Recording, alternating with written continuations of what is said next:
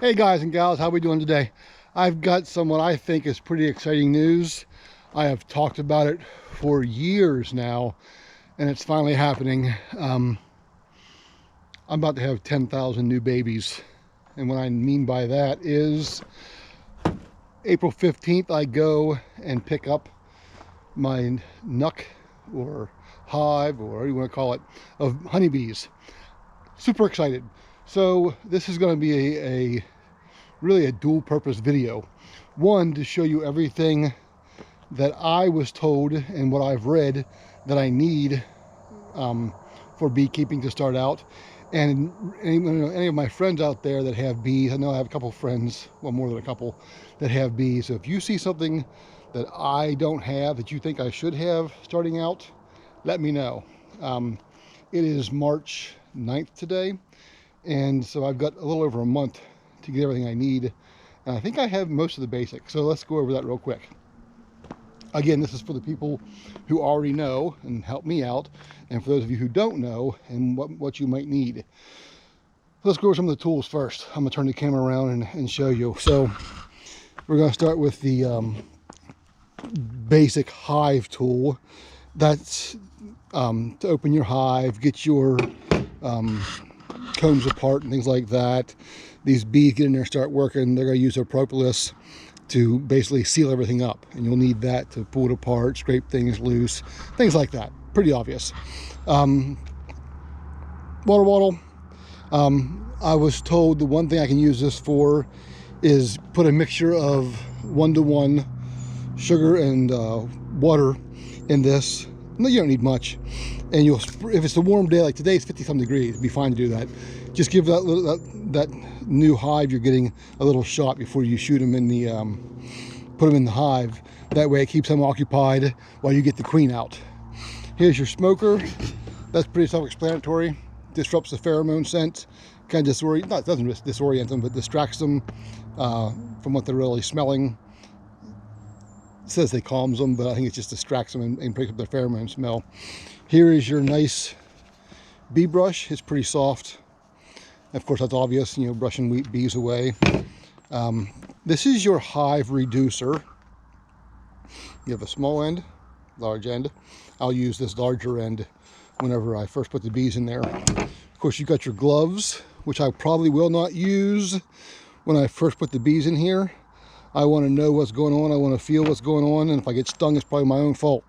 So I probably won't use those unless I'm going up and you know, taking honey out of the hive and things like that. But if I'm just doing a real simple check, I probably won't use them very often. But along with the gloves, I will be using this. I could have just gotten the hood, but I decided to get the jacket and hood. I don't want bees crawling up my nose and stinging inside my nose or in my ears and things like that. Just don't want that to happen. So I know they like dark little spaces, so they will be more than happy to climb up your nose and all that fun stuff. Not my ideal of fun. So we'll go with the full shirt and the head net. That works for me. This was not my first choice for a feeder for them, but it came with the kit I bought, so we're going to try it out. And I work from home, so I'm home a lot, and I'm not going for long periods of time. I can go up and check this thing daily to make sure that they have enough food. And I'll probably do that, I think, for the first 5 months. Put a quart jar on there, 1-to-1 sugar and water, and feed the bees, because when they're first starting out, they're going to need all that energy to build up all their cells. So, yeah, I might change over to a different type of feeder. So, yeah, there's that. All right, I went over the water bottle, smoker, bee brush, entrance reducer, hive tool, gloves, head net. I got the whole jacket, and your feeder. Again, this was not the feeder I would have chosen first off, but I think it'll be okay. Have the hive here, obviously. This is a bottom brood Langstroth 10 deep hive.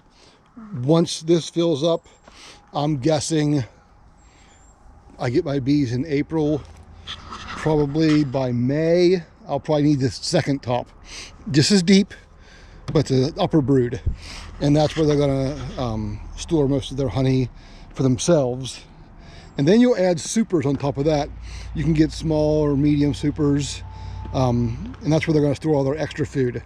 And from my understanding, and that's where I will harvest my honey. Now, if you look inside here, if I get this off here without messing it up too bad, without dropping anything, you've got, that's just your ventilation top there. I might have it on upside down. I have to look at that. Here is your, I went with plastic. They're double dipped wax. Sometimes I don't like to build on plastic, but this is double dipped. I think that will help tremendously. Okay, put that back in there. I'm not gonna, there we go. Now the bottom, let me put this camera down so you can actually see what I'm doing. Wait, I'm not moving around too much. The bottom here, I went with the screen bottom. See that? Now it's got a board underneath there, and you walk around back here. You can pull this board out in hotter days, hotter months, so it will vent. And you can see down here now, that's the table down there. So the airflow will be better for the bees. So you can do it that way. I like that. Another option would be just to buy a solid bottom board or a straight screen bottom board, and you have to switch them out between the months. You know, when it's hotter, you put your screen bottom board in. When it's cold, you put your solid bottom board in. This is the option I like, where I can just slide that shut, no more draft, and it's better for them when it's colder. So, you know, just an option. Now, paint. Turn that back around. Set it down there, which is what we're going to do today. I won't film that part, because who wants to watch me paint, really? I went with a outdoor latex paint, and it was a low VOC, and I think I'm going to paint it the bottom. I got 3 different colors. I'm going to go with this green on the bottom. From what I understand, you want a bright pastel colors. They do not like dark colors, so let's stay away from that. And not to mention, dark colors are going to absorb more heat, and you don't want the bees cooking inside their hive. So let's go with light colors, deflect some of that heat and all that good stuff. So yeah, that is the gist of the starter kit. Okay, you've got your bottom board, you've got your lower brood, you've got your inside cover, and you got your roof. And I have tin on mine to repel the water. I'm going to paint everything that is exposed to the elements, and I'm even going to paint, you know, where it's right here where it can get water in there. Chances are the bees will seal that up, which would be just fine with me with their propolis, but I'm still going to paint it. The bees won't have access to it, they won't be walking on it, but anything that they will touch will not be painted. So there's no paint inside here, nothing inside here. Again, I'll paint on top of here, because, you know, it rains and you might get rain that runs in these cracks. So I want that pine protected. This is just pine wood. It's much lighter, so yay. It came all put together, thank God. I'd have to do that. Much less cursing that way, much less screaming and yelling when things don't work out. I'm trying to think if I missed anything for y'all. I don't think I did. Hive bottom, hive body, or lower brood cover, and the roof, basically. Went over all the tools I needed.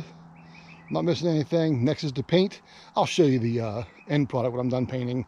That might be in a couple days or whatever. But I'm gonna paint the bottom part green. I'm gonna paint the middle one a different color, and the top a different color when I get my supers, which will be much later. So hey, wish me luck with this endeavor. I'll be posting videos as it goes along, stings and all. Let's hope we don't get stung too much. I've played with honeybees all my life. Like, I see them out, I pick them up, mess with them.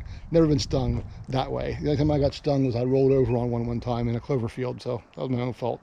But yeah, several years of talking about it. I'm finally doing it. Thanks for watching. Talk to y'all later. Bye.